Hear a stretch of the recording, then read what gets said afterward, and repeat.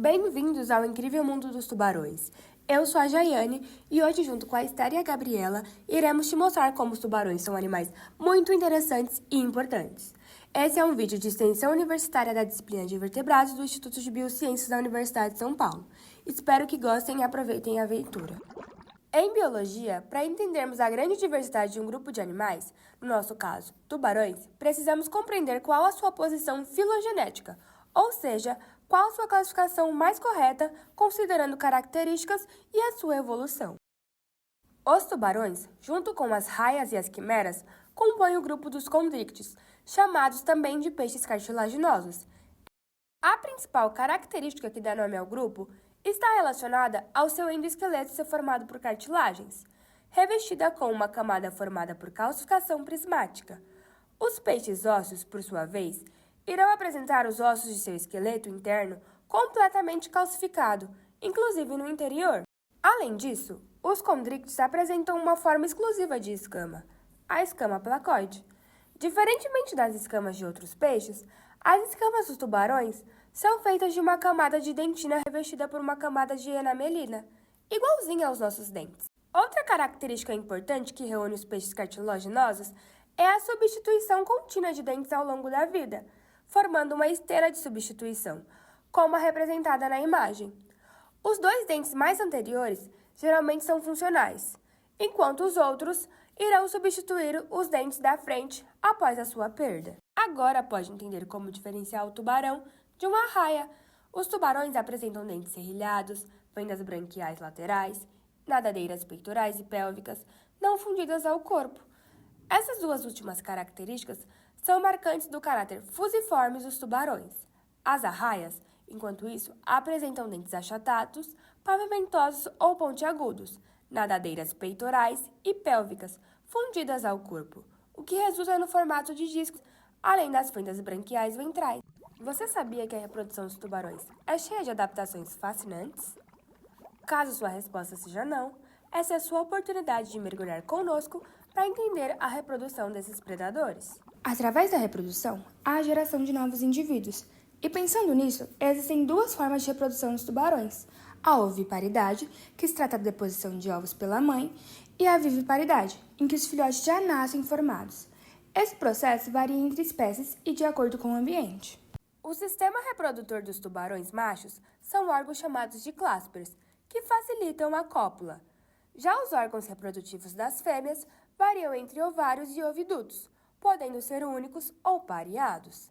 Esses tubos levam os óvulos fertilizados até o local de desenvolvimento do embrião, que pode crescer com ou sem o cuidado da mãe. A alimentação dos embriões de tubarões pode ocorrer através da gema do ovo, que chamamos de vitelo, que acontece na oviparidade. Já na viviparidade, a nutrição ocorre através do saco vitelino. E não menos importante, temos os hematotróficos, que recebem nutrição adicional da mãe através de uma placenta ou de outras secreções. Já ouviu falar de tubarões fêmeas que conseguem se reproduzir sozinhos? É algo raro, mas que pode ocorrer quando elas se encontram em cativeiro, e é o que chamamos de partenogênese. 2 filhotes de Chilocilium plagiosum foram produzidos por esse processo e sobreviveram por pelo menos 5 anos. Em algumas outras espécies, houve a formação de um embrião, mas não houver um relato de sobrevivência substancial. Seguramente, depois de toda essa informação, você ainda segue com essa pergunta: mas os tubarões não são animais perigosos que atacam pessoas? Esse tipo de crença começou muito tempo atrás porque populações pelo mundo tinham medo desses animais. Com o filme Tubarão, de 1975, onde o terror do antagonista principal e da população era o tubarão branco, esse estereótipo de animal perigoso se tornou extremamente famoso. Além disso, com o aumento da criação de outras obras com a mesma premissa, foram geradas ainda mais percepções negativas desses animais. Voltando à pergunta, a resposta seria um certeiro não por muitos motivos. Primeiro é o fato de que nem todos os tubarões são carnívoros. Existem várias espécies com hábitos filtradores, como o conhecido tubarão-baleia, o querido tubarão boca-grande e o famoso tubarão peregrino. Também temos que considerar que o habitat natural dos tubarões é o mar, onde eles buscam alimento e protegem seu território. Apesar disso, os ataques são raros considerando os comportamentos que alguns tubarões possuem. Mas, quando acontece, os motivos dos ataques são por defesa do território, confusão e desequilíbrio ambiental. Mas afinal, os tubarões atacam quando detectam sangue? Em certa parte, essa crença é verdadeira. Os tubarões são atraídos especificamente por uma linha contínua de moléculas de cheiros no sangue, conhecido como rastro de odor. Esse rastro atinge as narinas dos cações que começam a nadar em direção da narina que entrou em contato com o cheiro primeiro. É por isso que vemos eles balançando a cabeça de um lado para o outro, seguindo o odor. Agora que você já conhece melhor os tubarões e seus hábitos de vida, vamos explorar um pouco mais sobre o papel ecológico desses animais? Para começar, vamos precisar relembrar o conceito da famosa cadeia trófica, ou também chamada de cadeia alimentar. Ela pode ser definida, segundo Smith, como um movimento de nutrientes e energia de um grupo de organismos com necessidades alimentares para outro grupo, partindo de uma série que geralmente começa com algas e plantas, consumidos principalmente por herbívoros, e termina com organismos carnívoros, detritívoros e decompositores. E onde se encaixam os tubarões? Como já vimos, embora nem todos os tubarões sejam carnívoros, e já voltaremos para falar disso, a maioria são predadores de topo.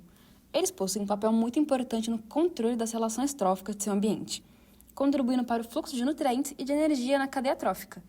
Além disso, esses vertebrados marinhos precisam de muita energia para se deslocar, e a alimentação deles, assim, precisa ser muito vasta. Ao se alimentarem, os tubarões fazem algo fundamental para o controle do ecossistema onde vivem. Controlam a proliferação de espécies invasoras, o que é muito importante para a sobrevivência das demais espécies que vivem ali. Eles também se alimentam de tartarugas, peixes, raias, moluscos e até mesmo de outros tubarões.